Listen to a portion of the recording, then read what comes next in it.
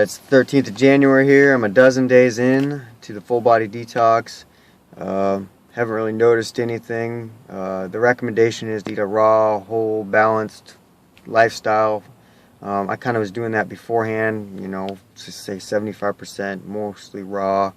I do some fortification, and yeah, but for the most part, that's the actual cure. Is the whole raw food stuff, not necessarily the pills themselves. They might do their internal workings that I don't know or feel, maybe along down the road, but I was a smoker up until, I don't know, 35 days ago. Not cigarettes, that is. I could already feel my lungs getting better, but that's just not smoking. That's not necessarily the full body detox. And like I say, the actual cure is probably the diet it suggests you eating while you're doing the detox of the pills. I haven't been very strict because I saw that right off the bat reading the instructions for taking the pills. It's a shit ton of pills, 6 bottles, 5 pills each bottle. Like, obviously it tells the ingredients of what it is, and I've heard that some Chinese medicine necessarily, it goes to the spot it's supposed to cure or to help hinder the pain from, but it doesn't necessarily do that. It might just block the neurons from it affecting our brain. It doesn't necessarily heal anything. But I'll give you an end of the full body detox update. But it all kind of stands back to just living every day like this, detoxifying continually. Because the air we breathe, the water we drink, and bathing, and staying away from processed foods, it's kind of the real detox. We're walking through temptation every single day, whether you're choosing to be organic, non-organic, non-GMO, choosing to not tax your body economy all that much, with how much food you put in. And when you do put food in, make it be as pure and easily accessible to liquidate, hydrate,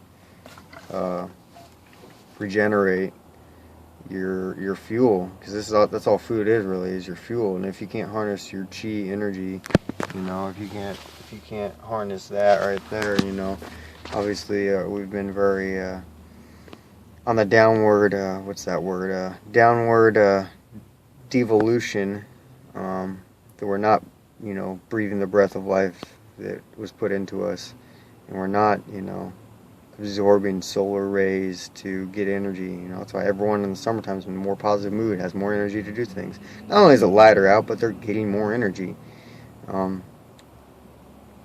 Food comes from the sun. Everything of food is sun energy.